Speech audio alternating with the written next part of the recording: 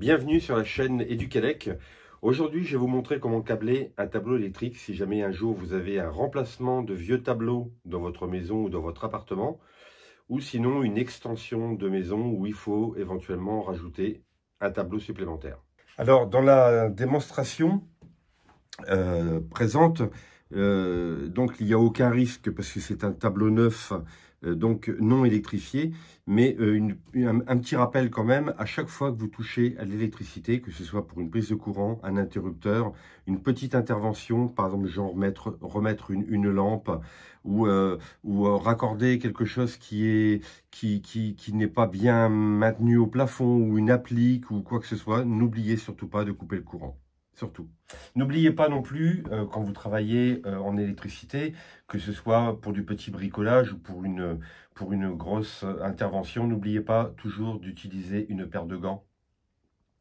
Même si vous avez un petit chantier chez vous, que ce soit de travailler dans un garage ou travailler dans des combles, bien souvent, moi, on m'appelle pour aménager des combles. N'oubliez surtout pas de mettre aussi des chaussures de sécurité. Dans ce tuto, je vais vous expliquer comment câbler un tableau électrique, que ce soit pour une extension ou sinon remplacer un tableau existant par un tableau neuf. Alors, si vous décidez de remplacer votre ancien tableau par un nouveau tableau, donc ça va se présenter à peu près de cette façon-là. On a ici, si vous achetez un tableau vide, vous aurez uniquement la partie plastique qui est là. Vous aurez les rails DIN, on appelle ça un rail DIN, sur une première rangée, une deuxième rangée, une troisième rangée, éventuellement une quatrième rangée. Sur ce tableau vide, vous allez constituer les modules de votre installation. Alors vous dites, moi il me faut 4 modules disjoncteurs divisionnaires en 10 ampères, il me faut 6 disjoncteurs divisionnaires en 16 ampères, en 20 ampères, etc. Voilà, donc vous allez constituer maintenant votre tableau électrique. Alors, les 30 mA sont toujours à gauche de la rangée, hein, comme ceci. Voilà, ce qu'on appelle les départs. Hein. Donc là, en l'occurrence, ici, ce sont des disjoncteurs différentiels, 63 ampères, 30 mA. Ensuite, une fois qu'on a installé les disjoncteurs 30 mA, on va successivement installer les disjoncteurs divisionnaires au nombre souhaité. Donc ici, on a choisi d'en mettre 4. Voilà. Une fois que on a notre 30 mA plus les disjoncteurs divisionnaires d'installer, maintenant, on va prendre un exemple pour deux raccordements. Alors, le raccordement se fait de la manière suivante et uniquement comme ça. Vous allez démonter votre ancien tableau électrique de votre appartement ou de votre maison et vous allez vous retrouver avec 2 câbles d'alimentation. 2 câbles, c'est-à-dire un neutre, un câble de neutre, un câble de phase. Alors généralement, ils sont en 16 mm², mais parfois dans les appartements, moi j'ai déjà vu ça, ils sont en 10 mm². Bien. Donc, on va partir par exemple du neutre, le câble d'alimentation. On va le raccorder sur la première barrette de neutre. Hein, ça, c'est valable pour tous les tableaux que vous voulez acheter, que ce soit du Haguer, du Legrand. Vous avez toujours des barrettes de raccordement en phase et les barrettes de raccordement, enfin en neutre, pardon, et des barrettes de raccordement en phase.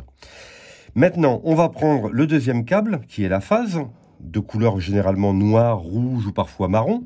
On va le raccorder à la première borne de phase. Et ensuite, petit à petit, eh bien, on va construire le tableau. Donc, on va reprendre un autre câble sur la deuxième borne ici. On va aller alimenter le disjoncteur divisionnaire suivant. On va prendre un troisième câble. On va le ramener au disjoncteur 30 mA suivant, et ainsi de suite. Alors, ensuite, une fois que les alimentations sont arrivées ici, donc on ressort du disjoncteur 30 mA avec un système de bretelles. Je ne sais pas si vous voyez bien ici, là. Hein, voilà, donc c'est ce qu'on appelle une bretelle. C'est des câbles qui sont déjà pré-câblés. Et on fait des liaisons entre la sortie du disjoncteur 30 mA pour aller alimenter les barrettes, les deux barrettes. Alors on voit bien ici, on a une barrette, je vais tordre un petit peu, on a une barrette de neutre et une barrette de phase. Alors, là, lorsque vous allez câbler votre tableau électrique, vous voyez ici les barrettes de cuivre qui dépassent. Il ne faut jamais laisser ça à nu. Donc généralement, elles sont équipées soit de capuchons jaunes. Donc vous mettez les capuchons si ce n'est pas utilisé. Et si vous n'avez pas de capuchon, vous achetez des barrettes sans capuchon. Dans ce cas-là, je vous conseille de couper la barrette ici à ras. Là. Comme ça, de manière... Ça, il ne faut jamais laisser ça comme ça. Hein, parce que là, forcément, lorsque vous mettez sous tension, vous avez ici les barrettes à nu. Donc ça, on ne veut pas le voir. Donc vous couperez ici la barrette en fonction du nombre de modules que vous avez choisi.